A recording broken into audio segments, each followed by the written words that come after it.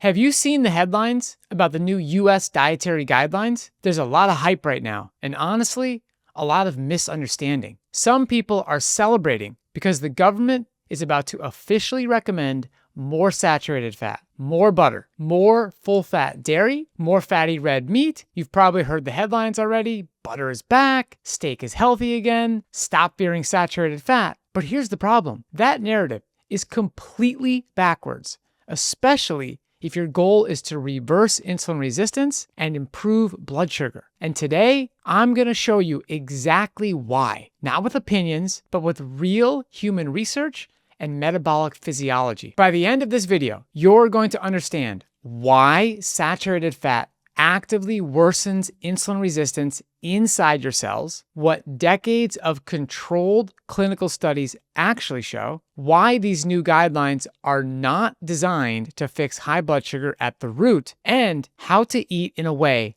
that restores insulin sensitivity instead of managing numbers. Because here's the uncomfortable truth. These guidelines were never built to reverse type 2 diabetes. They were built around population averages, not metabolic dysfunction. And when you understand what saturated fat does inside your liver and muscle cells, you'll see why following this advice could actually make insulin resistance worse. So let's slow this down and start with one critical question. What actually changed in the new guidelines? They are now explicitly encouraging people to eat more full-fat dairy, more red meat as a routine protein source, and more animal fats like butter and tallow right alongside olive oil and other unsaturated fats. The messaging is wrapped in phrases like real food, stop fearing fat, and traditional eating patterns, all while claiming this supports long-term health. And on the surface, a lot of this sounds reasonable. We actually agree with part of the message. Ultra-processed food is a disaster. Refined sugar is a problem. Artificial additives matter. Highly engineered junk food has wrecked metabolic health in this country. But here's where the guidelines completely fall apart. They never address what saturated fat actually does inside your cells. Even more concerning, they quietly contradict themselves, because buried deeper in the same report, in smaller print, far away from the headlines, the guidelines still say that saturated fat should be limited to no more than 10% of total daily calories. So which one is it? You can't meaningfully promote full-fat dairy, red meat, butter, and animal fats as dietary staples and simultaneously tell people to keep saturated fat under 10% of calories. Those two recommendations cannot coexist in the real world. Let's put real numbers on this, because this is where the confusion becomes obvious. On a typical 2,000 calorie diet,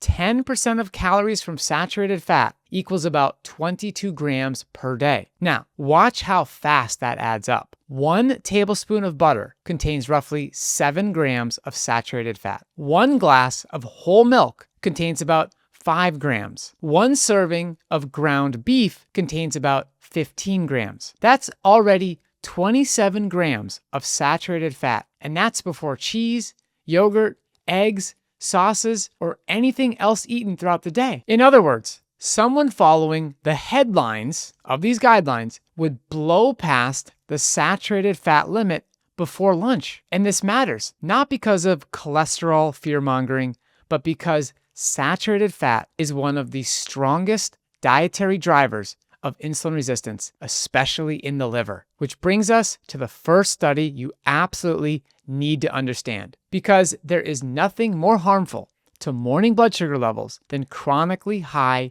saturated fat intake. One of the clearest demonstrations of this comes from a controlled feeding study published in Diabetes Care. This wasn't an observational study. It wasn't food questionnaires. It wasn't guesswork. Researchers brought people into a controlled environment and intentionally overfed them different types of calories for several weeks. One group was overfed calories primarily from saturated fat. Another group was overfed calories from unsaturated fat. A third group was overfed simple carbohydrates. Importantly, calories were matched. Weight gain was similar across groups. This was not about overeating more food. What the researchers wanted to know was simple. What happens inside the body when the type of calories changes? The results were striking. The group overfed saturated fat developed dramatically more liver fat than the other groups, even though body weight changes were similar. Along with this liver fat accumulation, they saw increases in compounds called ceramides. Ceramides are not just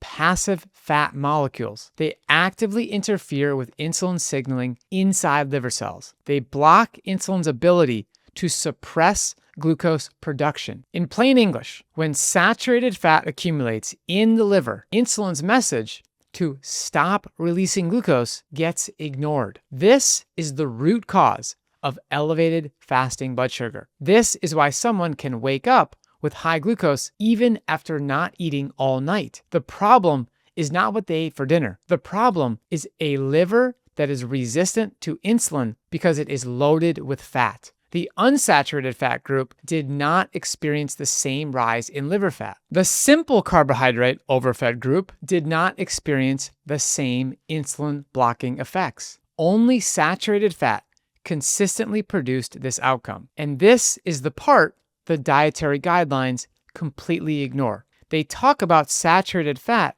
as a cholesterol issue. But for people with insulin resistance, it is a blood sugar issue first. So why does this matter more than ever? Well, when insulin resistance develops in the liver, your body loses its ability to regulate glucose output overnight. That's why fasting glucose creeps up. That's why morning numbers are stubborn. That's why people say, I didn't need anything and my sugar is still high. And yet, the new guidelines are pushing people toward dietary patterns that increase saturated fat exposure while quietly maintaining a theoretical limit that is impossible to follow in practice. This isn't just confusing, it's metabolically dangerous for over 100 million Americans already living with insulin resistance or prediabetes. And the science doesn't stop with one study. Another controlled human trial showed that when people consumed a diet very high in saturated fat, their insulin sensitivity dropped significantly, even when body weight stayed the same. This is critical because it proves that insulin resistance is not just about obesity or excess calories. You can impair insulin signaling without gaining weight at all. The mechanism is the same. Fat accumulation inside muscle and liver cells interferes with insulin's ability to move glucose where it needs to go. So when people say, I'm not gaining weight, so my diet must be fine, this study shows why that logic fails metabolically. Taken together, these studies paint a very clear picture. Saturated fat preferentially increases liver fat. Liver fat drives hepatic insulin resistance. Hepatic insulin resistance drives fasting hyperglycemia. This is why diets high in butter, cheese, fatty meats, and full-fat dairy so often stall blood sugar lowering efforts even when carbs are restricted. And yet, these are the very foods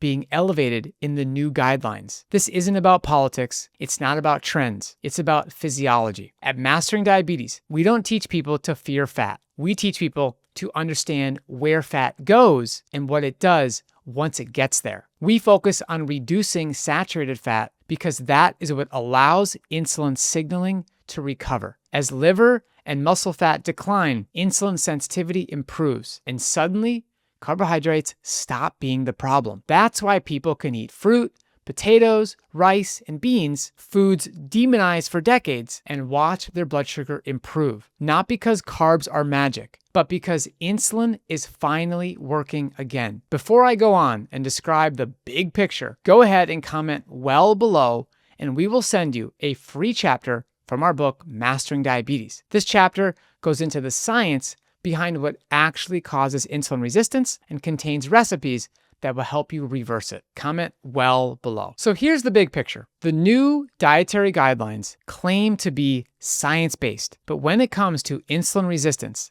they stop at the surface. They talk about food groups, they talk about nutrients, they talk about percentages, but they never talk about what happens inside your liver at 3 a.m. They never talk about intracellular fat blocking insulin signals. They never talk about why fasting glucose stays high despite carb restriction. That's not an accident. It's a blind spot. And until dietary policy reflects metabolic reality, people will keep following advice that makes insulin resistance worse, not better. If this sounds hard to believe, I get it. Most people were skeptical at first. That's why we encourage you to read the case studies at masteringdiabetes.org. These are real people who were told carbs were the problem, who tried high-fat diets, and who finally saw their blood sugar normalize when they addressed insulin resistance at the root. This isn't ideology, it's biology. And biology doesn't care about guidelines. If this video helped you, hit the like button, subscribe to the channel, and share this video with someone who is ready to reverse insulin resistance. Until next time, keep those carbs high and that A1C low.